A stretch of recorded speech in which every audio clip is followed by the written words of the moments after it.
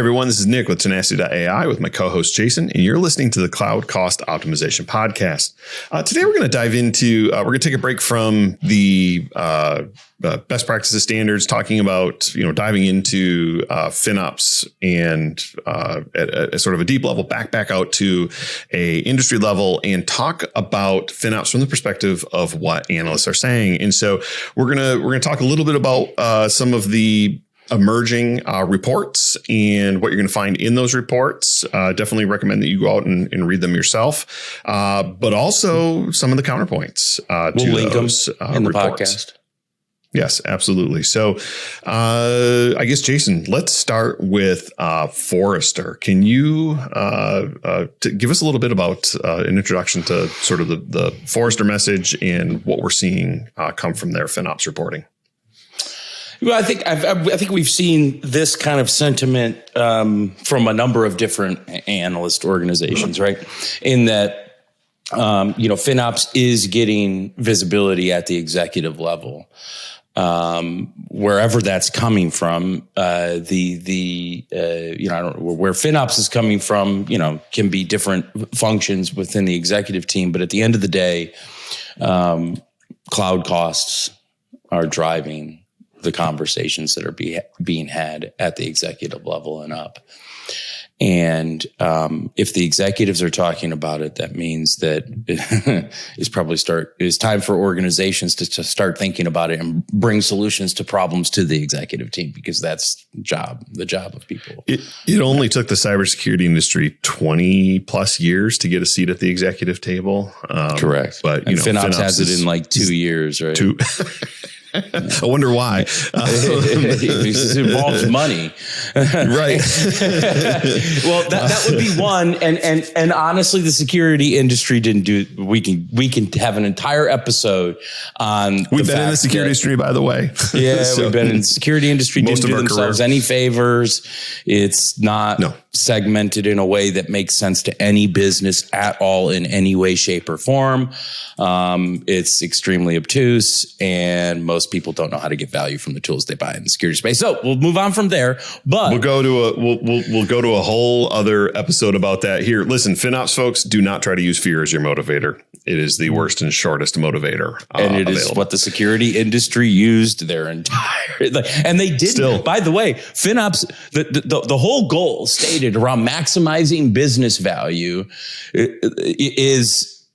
should have been the security industry's mantra. Instead, absolutely. It was, the government's going to fine you. We're going to stop allowing you to process credit cards. We're going to do this. We're going to do that. Anyway, so they took the approach of, no. Let's tell the business why they should implement FinOps.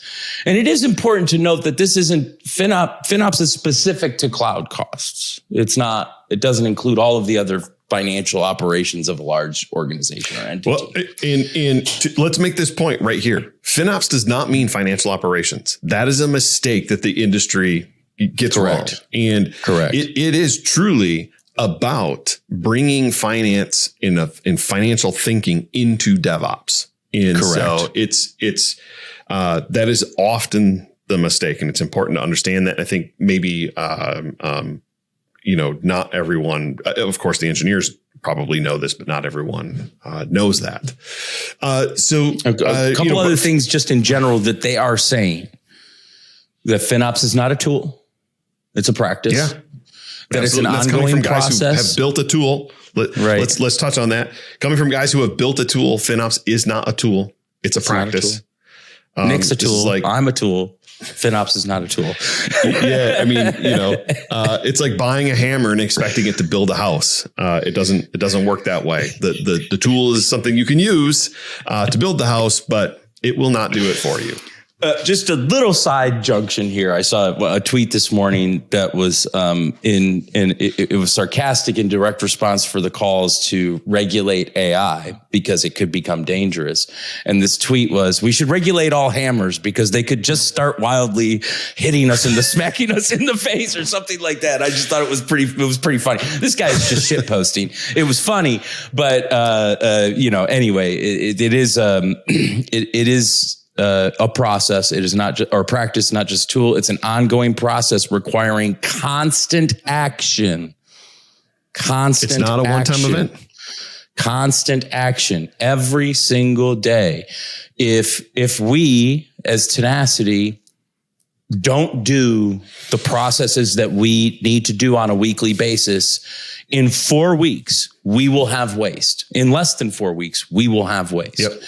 And it should be, a centralized team. And then collaboration is crucial. That's another key point that Forrester is calling out. So those are the main key points from that article. Excellent. So, let's move then to GigaOM, and they have a early reports actually from mid last year, so almost a year ago, where with the GigaOM radar, they're talking about the emerging trend of FinOps and sort of what that means, why it's happening, and they're talking about this driving force of multi-cloud, which is whether, regardless of your opinion on multi-cloud, because there are people vehemently against and there are people who are vigorously in defense of. I don't really care. I don't have a pony in that race. Pick the right tool for the right job. Absolutely right. But when you start to expand your thinking of cloud into, it's not just infrastructure service. It is about the right tool for the right job. It is going to be SaaS platforms. It is going to be hosted productivity suites. It is. We're moving away from the era of software in a data center that you own a license to use, and it's sitting there, to a consumption-based model for services, for the things you need for your business. And that is really the driving force. So when we say multi-cloud and we're talking about it, what we're really talking about, I'm going to translate it here for you. We're talking about consumption-based spending, variable-based spending, which is entirely different pattern than the legacy financial spending of, I'm going to spend it once, I'm going to amortize and depreciate that cost over time. So I have effectively got a fixed cost on the books. And that change, that switch requires a different way of thinking about how we operate and consume and spend money. That's what the driving force is. So don't get hung up on the whole multi-cloud thing. Don't get hung up on that. When you're looking at these reports, when you're looking at that report specifically, think of it in terms of consumption-based, variable-based spending. They're entirely right. They're summarizing, they're really kind of summarizing the events that have led up to and have driven us down this path. And it is about financial accountability, right? That right there is financial accountability. It was really easy when I was a CTO or a VP of IT or director or whatever, when I had to make a capital purchase and I'm just going to go write a PO for $3 million. I've already done my negotiating. I've got my super discounts. I've spent the money. I've bought the capacity. I deploy it. And now it's going to last me the next, let's say 4 or 5 years. And if I get a 6th year out of it, I'm a hero. I fixed the cost over that time. I've depreciated over that time. That is a very different world that we live in now, where if I'm making that same $3 million purchase over 4 or 5 years, I might be freaking people out in year 2, because what was, a few $1,000s last month is now 10, and maybe in another year it's 100,000. Might still be the same $3 million plan, but it's just spread out very differently. And that's what we need to be doing. And that's really what I think GigaOM is outlining here is how do we become accountable and report on it and show what we're doing. It's kind of a backwards calculation. Agree.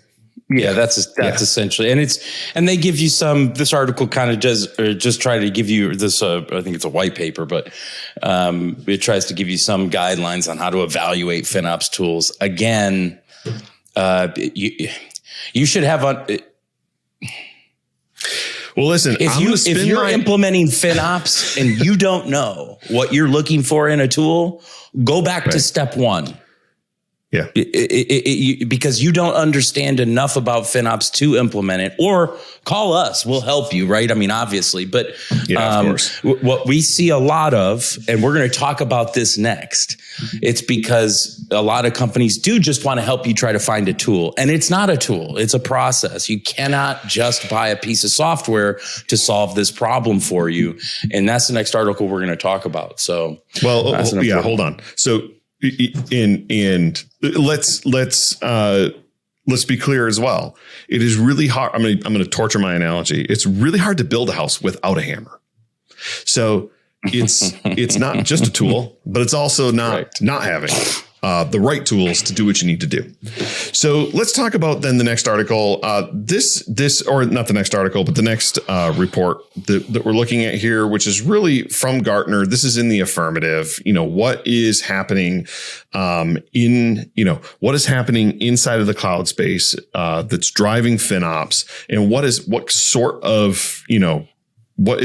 FinOps doing as an impact to the industry? And one of the very first things that they outline is that it's compelling vendors to restructure contracts, which is absolutely something we're seeing. Is that the driving force, or one of the driving forces, or one of the symptoms, one of the things we're seeing as an outcome is that they're having to rethink how they structure their contracts. And speaking from experience. Software. Yes. Right now, go to all your software vendors and cancel your auto renewal. just cancel the auto renewal. And by the way, if you find a software vendor that puts an auto 12-month renewal in their 12-month agreement, run as fast as you can. Every single software company that has an auto 12-month renewal, They can't sell it in month 13. That's why they have an auto renewal. That's why they have it. And they hide it. They obfuscate it. They won't call you. They won't email you. Go look at your software contracts. The first thing, and by the way, as soon as you turn that auto renewal off, you get an email right away. And you get to talk to that person. First thing you do, you'll get vendors to start to call you if you cancel that auto renewal pretty easily. So you definitely do this one. They want to keep your business. Most of them want to keep your business. There's been a few cases we've heard of and that we've experienced where they don't want to keep your business. They're more focused on just getting that next revenue check to get to their next investor meeting or whatever, and then they lose your business. But nonetheless, this is a pretty important one. It's often not thought about. Really, it's often thought about, how can I control my usage? But you can also control your vendors. That's right. So FinOps is also, the implementation of FinOps, the awareness inside of organizations is also driving organizations to think about, their shelfware, their support, et cetera, and reducing their spending. Just what I think you just said, turning off auto renewal, actually taking your, not to name names, but maybe your CRM contract and saying, I don't need all 100,000 of these contacts. I'm going to blow away 80,000 of them that are useless. So I stop paying for them. It's going to change your thinking around those sorts of software contracts. This is unrelated to infrastructure spending, but this is what the discipline is going to do inside the organization. It's also going to increase your negotiation leverage. Yeah. One other thing, if you only have enterprise because you need SSO, that company doesn't care about security. I mean, really, at the end of the day, if they're if the only reason we've had to deal with this too, we want SSO, and there's a number of software companies that's the only thing that you need in their enterprise package, and if they care that little about the security of your organization that they would charge you extra for SSO, just imagine how they're doing with securing the data that you're putting on their platform. Probably not well at all. That's right. They're trying to exploit you. Again, using a fear-based strategy. So let's talk about the security industry using a fear-based strategy. What? I know. Never heard of it. The third thing that Gartner outlines here is that, what FinOps is doing, and specifically, actually, it's the underlying activity that has led to FinOps and that has driven FinOps into organizations. That same activity is actually giving organizations bigger negotiating power. It's giving you leverage. And the reason is that consumption-based spending, honestly, with month-to-month contracts, gives you big leverage when you're talking to other vendors, when you're looking at contract renewals, when you're looking at, can I move away from one vendor and move into another? I know there's some of you that are thinking in terms of really complex things like, oh my God, am I moving my workloads from AWS to Google or Google to AWS, which they seem to be at war with each other right now on really competitive offers. Yeah, that could potentially be a really difficult task. That's less what I'm talking about in more thinking in terms of potentially, I'll bring up the security industry again, potentially using a certain tool or service that runs a certain way or is licensed a certain way. And when you look at more cloud native tools and services, they are priced different ways. And that can give you negotiating leverage against maybe the tool you already have implemented. So these are the sorts of things that FinOps is, or this awareness of FinOps practice inside of organizations is driving this change. That's what consumption-based spending and variable spending is doing. Any other thoughts on that? Always know you can walk away. You're only as a buyer, your best negotiation tactic is knowing that you don't want or need this service, and you can say no at any time. Just tell them bye. So, Jason, the final article is a counterpoint. Do you want to introduce it? Sure. This is an article by or a blog post on Gartner. The title is it's definitely catchy. It's FinOps can be a big waste of money. And that it is and can be true. How many companies have we seen try to, it can be a big, depending on how you want to implement it and how your focus is and where you've gotten your buy-in. And if you've done all these things, it's probably not going to be a big waste of money. But, most people don't do all the things that they're supposed to do when they try to implement one of these things. So anyway, it is a counterpoint and it can be a big waste of money. So let's talk about why it can be a big waste of money. Yeah, I agree with everything that's in this article. By the way, this is a great counterpoint. It's really well written. The author, and I apologize because I might torture the name here, Lydia Leong, is really clearly understands this topic and has done the research. And it's very recent. It's just within the past couple of weeks. So it's talking about things that we talk about. If you have low variability, right? If you have low variability, and therefore you don't have variance in spending, then, FinOps as a practice and trying to implement it, hire people around it, there's probably a negative ROI on that. That's probably not a good use of time. You might still need to report on it that you have no variability, but that's a much easier task than I'm going to go, undertake this massive optimization effort or build a team around it. So that's one. Jason, two. You're not spending that much. I mean, that's one. We often tell, that's like our it's a clarifier and it's a question sometimes people don't want to answer. Qualifier. I'm sorry. Thank you. That's what I meant. Not clarifier. What the hell? What is going on today with us? It is a qualifier.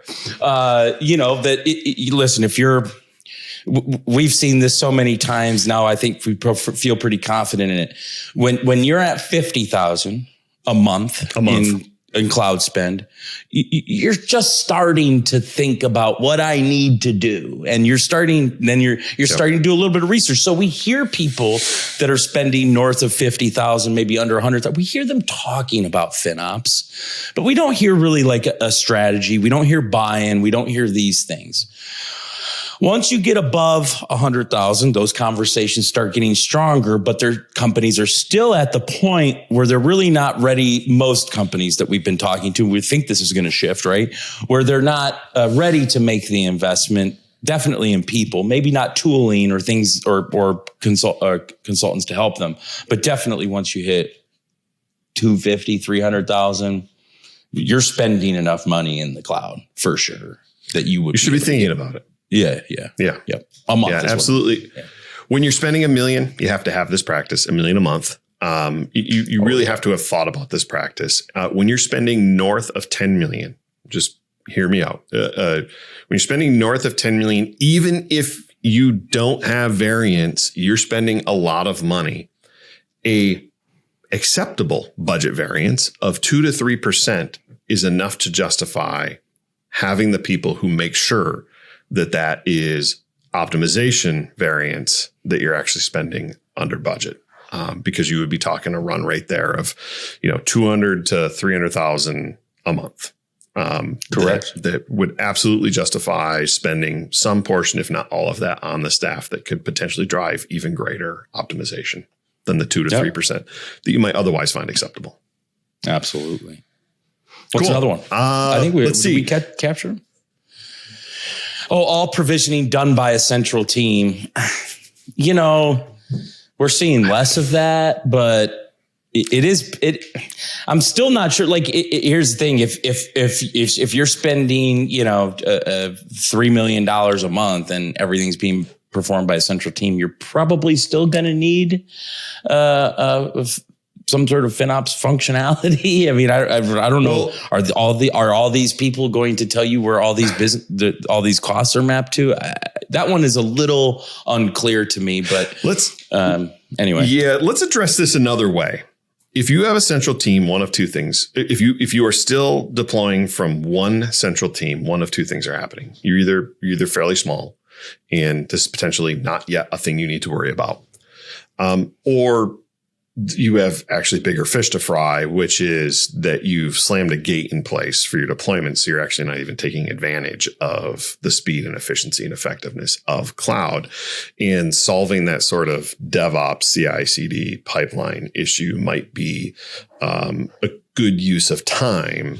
And along with that, you'll be thinking about sort of the FinOps and optimization impact. So I think there's a couple of drivers there. I actually absolutely agree with this. If you have a centralized team, you may not be worried about this right now, but for a couple of different reasons. You're probably worried about staying alive.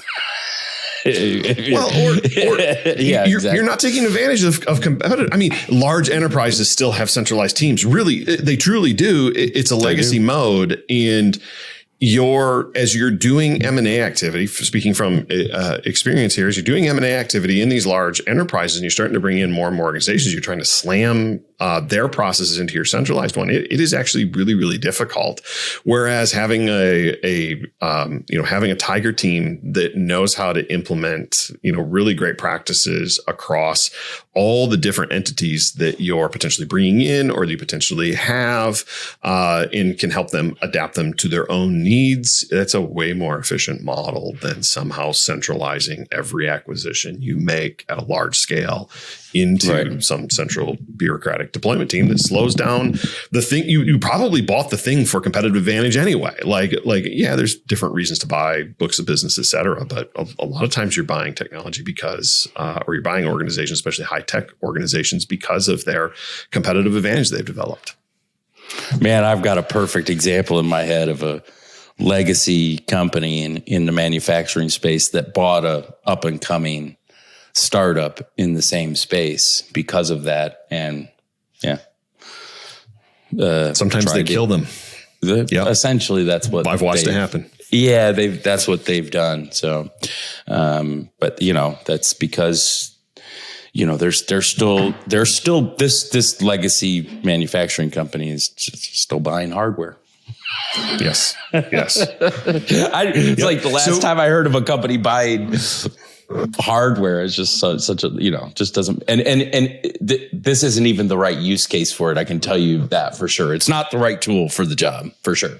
But anyway, I would want to say one thing that this article, this Counterpoint article, this statement, it did resonate with me because we've heard it. But just buying a tool, a FinOps tool, and allocating internal people to it, one, is not a strategy for implementing FinOps, and two, will probably just cost you more than it saves because that's not the intent here. And so, but when leveraged appropriately, when FinOps is used as the right tool for the right job, it will save you more than you spend.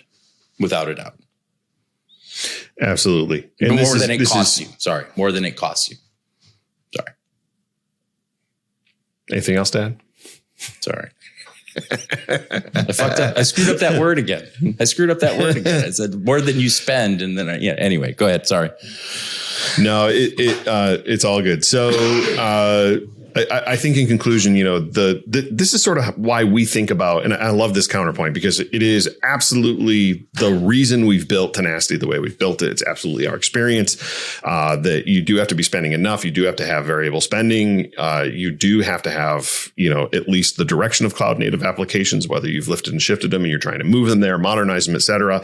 I really like where this article goes. And there are definitely organizations where we have gotten on the phone with them and found out that we're just, very quickly disqualified them and coached them and said, hey, we're not a good fit for you. This is not going to actually help you at this point. It's also why we've started layering services on, because what we realized is that, giving people the hammer wasn't as effective as coming in and being the person who's actually helping run the job site and helping them build the house and give advice, or actually bringing in the whole team and doing the full automation and leading the efforts to help them build their own FinOps organization themselves. And so Tenacity's gone down that path in enriching, and that's really been our differentiator. So I love that this outlines, findings from the author's perspective that I absolutely agree with. It's things we've seen as well. So I think that's it for today's episode. Head out to Tenacity.ai, download the Cloud Cost Optimization Handbook. Of course, head out to Reddit/r/Cloud Cost Optimization. Drop your questions and comments in there. Like, subscribe, share, please. We're always looking for your feedback, and stay tuned. Tune in next time. Thanks, everyone.